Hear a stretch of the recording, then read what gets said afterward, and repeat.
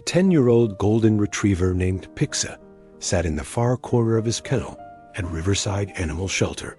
His golden coat had dulled to gray streaks, his eyes weary, his spirit nearly broken. For 10 long years, he had responded to no one until the day a man walked in, and everything changed. This is the story of reunion, recognition, and a love that survived a decade of silence. Pixa had spent 10 years in a small back corner of the shelter. He didn't approach.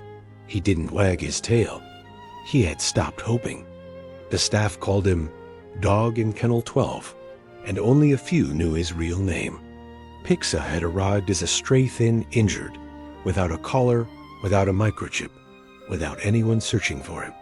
Now at 10, he was considered too old, too distant.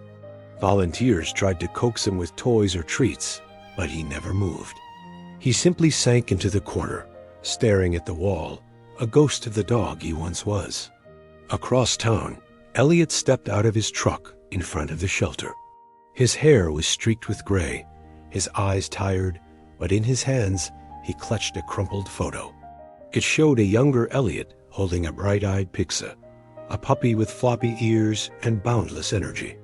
When I lost him, Elliot told the staff years ago, there was a break-in at my home, and they left the gate open. I searched for weeks, calling his name into empty streets, hoping the wind would somehow bring him back to me. I never stopped hoping, walking until my legs gave out, replaying his bark in my head, terrified that he was out there wondering why I never came back. Most people would have given up after 10 years. Elliot didn't. He kept searching. When he saw a post about an older golden retriever who barely responded to anyone, something stirred in his heart. The eyes, the name, the markings. He had to see for himself. At the shelter, the receptionist hesitated. Are you sure? He no longer responds to anyone. He's barely there. Take me to him, Elliot whispered. The walk to the back of the shelter felt endless. Every bark, every echo made his heart pound. He clutched the photo tightly. Finally, they reached Kennel 12. Pixa, curled in the same corner, silent, gray, forgotten. Elliot reached through the bars.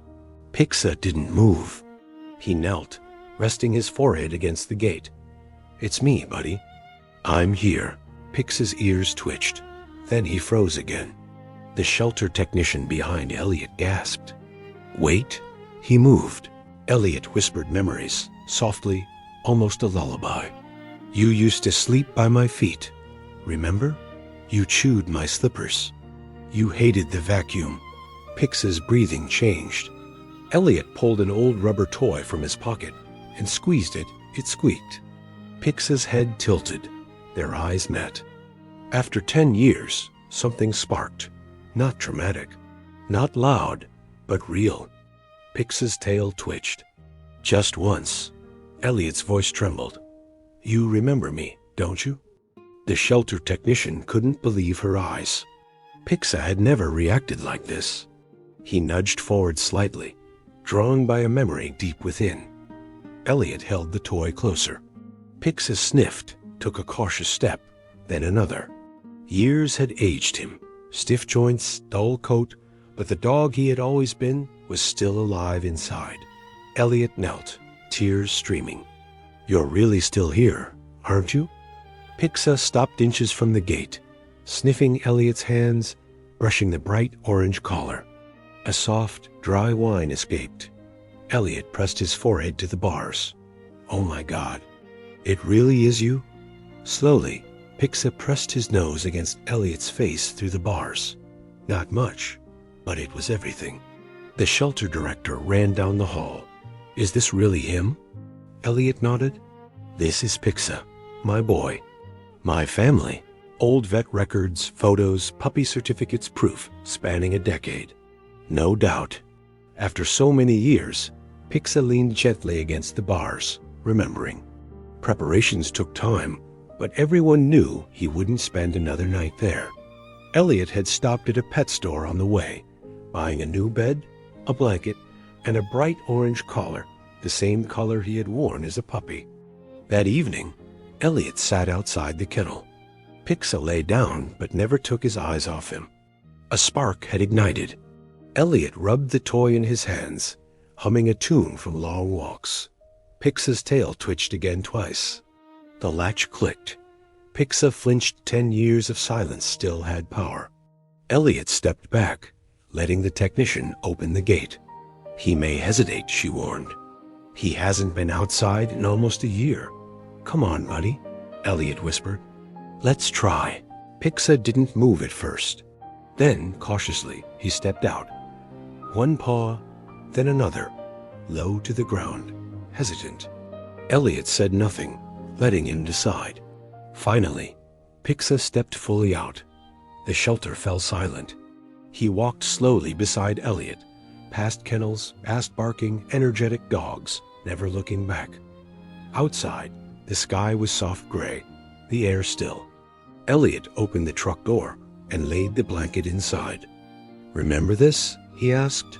Pixa sniffed, then climbed in on his own. It was slow, but it was trust. He curled up, resting his chin on his paws, looking at Elliot with tired eyes. The door closed. 10 years of waiting were behind them. Recovery was slow. Elliot massaged Pixa's joints every morning, sat with him on the porch every afternoon, and stayed close every night. Trust returned, love returned, but he remained fragile. One evening, Elliot found an old box of photos and letters. A DVD showed Pixa as a puppy, bouncing across fields, ears too big, full of life. Pixa lifted his head, watching, whimpering not from pain, but recognition. Elliot placed the worn toy by his paw. Hours passed. At 3:12 a.m., Pixa twitched, pawing at it. He lifted his head slightly, then lowered it, tail moving faintly. Elliot rested his forehead against his friend. You're still fighting, don't you? The next morning, the vet brought good news. Pixa had survived the night and responded to medication. Small progress, but progress nonetheless. 5 days later, Pixa came home permanently. Weak, still coughing, weight loss visible, but his eyes sparkled again.